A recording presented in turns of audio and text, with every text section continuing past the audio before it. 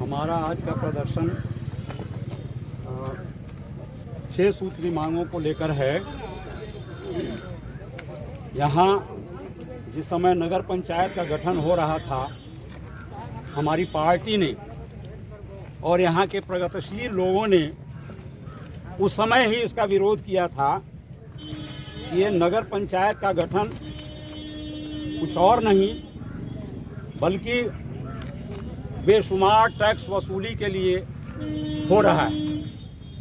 इसके जरिए ग्राम पंचायत के स्तर पर जो सुविधाएं जनता को मिलती हैं वो सुविधाएं भी मिलेंगी नहीं, उल्टा विभिन्न तरह की टैक्स की वसूली होगी। और वो हमने प्रयास किया उस समय, हमारी लड़ाई सड़क से लेकर के और न्यायालय तक हुई, लेकिन ये जो ब्यूरोक्रेसी का नौकरशाही का दाव पेच है, उस दाव पेच के जरिए न्यायालय को गलत रिपोर्ट दे करके गुमराह किया गया और गुमराह करके और नगर पंचायत का गठन गलत तरीके से कर दिया गया।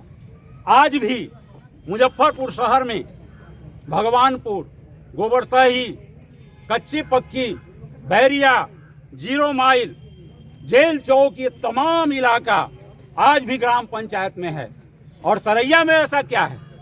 ये आपका बायाडीह, मोहम्मदपुर, पिपड़ा, आनंदपुर, इब्राहिमपुर, बासोकुंड, इन जगहों पर कौन सा व्यावसायिक प्रतिष्ठान है और कौन सी सुविधाएं प्रदान की गई हैं जनता को? अब तक शहर का मतलब है यहाँ पार्क होना चाहिए, खेल कूद की व्यवस्था होनी चाहिए, वाहन पार्किंग स्थल होना चाहिए, यातायात की पुलिस की व्यवस्था होनी चाहिए, उच्च शिक्षण संस्थान होना चाहिए। क्या मिला है? बिजली पानी की व्यवस्था होनी चाहिए।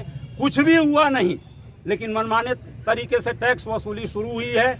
और ये जो टैक्स वसूली शुरू हुई है होल्डिंग टैक्स के नाम पर जनता को लूटना, इसके खिलाफ, मुख्यतः इसके खिलाफ हम लोगों ने इस आंदोलन की शुरुआत की है। उसी क्रम में ये जो भेदभाव बढ़ता जा रहा है अतिक्रमण हटाने के नाम पर, ये अच्छी बात है कि ये जाम की जो समस्या है उससे शासन प्रशासन हमें मुक्ति दिलाए, लेकिन इसका मतलब यह नहीं है कि सैकड़ों किसी तरह से जीवन यापन करने वाले ठेला खोमचा वालों को उजाड़ दिया जाए, गरीब दुकानदारों को उजाड़ दिया जाए और उजाड़ करके जो बड़े बड़े लोग हैं उनका सब यथावत बना रहे। नापी करने में भी भेदभाव करके किसी तरह से उनको बचा दिया जाए, लेकिन जो गरीब लोग हैं उनको उजाड़ दिया जाए, ये नहीं चलेगा, ये नहीं होना चाहिए, ये गलत बात है।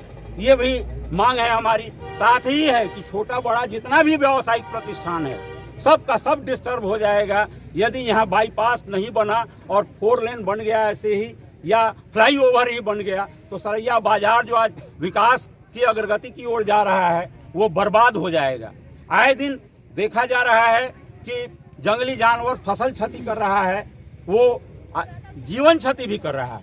लोग जहाँ तहाँ दुर्घटना के शिकार हो रहे हैं। तो उन चीज़ों के खिलाफ भी जब सरकार ने ये प्रावधान किया कि हर हाल में जंगली जानवरों से मुक्ति दिलाई जा सकती है, तो वो काम होना चाहिए, वो हो नहीं रहा है। कृषि ये कार्य में जो लगे किसान हैं जिनके अपने नाम पर जमीन नहीं है, जिनकी जमीन उनके पूर्वजों के नाम पर है, उनका रजिस्ट्रीकरण नहीं हो रहा है, रजिस्ट्रेशन उनका नहीं हो रहा है।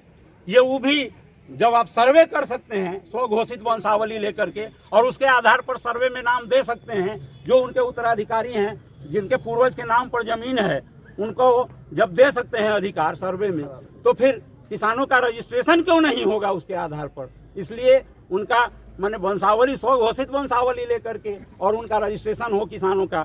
ये इन्हीं कुछ एक मांगों को लेकर के आज हम लोग आए। सरकार अगर नहीं पूरी करती है आगे आप लोग का हमारा आंदोलन और आगे बढ़ेगा। और जो लड़ाई हमने आज यहाँ शुरू की है वो लड़ाई जिला से लेकर के, कमिश्नरी से लेकर के राज्य स्तर तक जाएगी।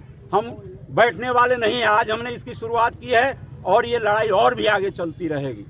एसोसिएशन कम्युनिस्ट जो है लगातार विभिन्न मुद्दाओं को लेकर प्रयासरत रहती है। यहाँ जो भ्रष्टाचार व्याप्त है प्रखंड मुख्यालय जहाँ पर आप हैं, अभी भी बहुत ऐसे कार्य प्रखंड मुख्यालय के अंदर हुए हैं जहाँ पर बिना खिलाफत लगाए हुए कार्य कराते हैं। बहुत सारी चीज़ें इस तरह की हैं जिनको हम लोग समय पर जान भी नहीं पाते हैं। दूसरी बात मैं आपको बता दूं कि बहुत सारे इस तरह के मुद्दे होते हैं। देश दुनिया में ऐसी ऐसी घटनाएं घट रही हैं, दुनिया में ऐसी घटनाएं घट रही है जहां ये देखा जाता है कि एक तानाशाह पूरी दुनिया को अपनी उंगली पर नचा रहा है और किसी देश के चुने हुए राष्ट्रपति को अपराधी की तरह उठा करके अपने यहाँ ले जाता है और ट्रायल शुरू करता है। हमारी लड़ाई वहां से शुरू होती है। हमारा नारा है दुनिया के मेहनत कशों एक हो, दुनिया के इंसाफ पसंद लोगों एक हो। तो ऐसे वैसे मुद्दों को लेकर के लड़ने के क्रम में ये छोटे छोटे जो मुद्दे हैं वो छूट जाते हैं। भ्रष्टाचार की जननी हम जानते हैं, ये पूंजीवादी व्यवस्था है। इसमें जो कोई भी आकर के बैठेगा वो भ्रष्टाचार करेगा ही, चाहे वो जितना भी बड़ा पदाधिकारी और जितना भी बड़ा नेता, जितना भी अपने को पाक साफ कहे, लेकिन ये सिस्टम ही इस तरह का बना हुआ है कि इस सिस्टम में भ्रष्टाचार होगा। जनता सजग हो करके जितना अधिक लड़ेगी उस भ्रष्टाचार पर उतना ही लगाम लगाया जा सकेगा। हम लोग भी अनवरत कोशिश करते रहते हैं कि इन चीज़ों को भी लेकर के लड़ते रहें, लेकिन बड़ी बड़ी बातों के सामने, बड़े बड़े मुद्दों के सामने ये छोटा मुद्दा कभी कभी गौण हो जाता है।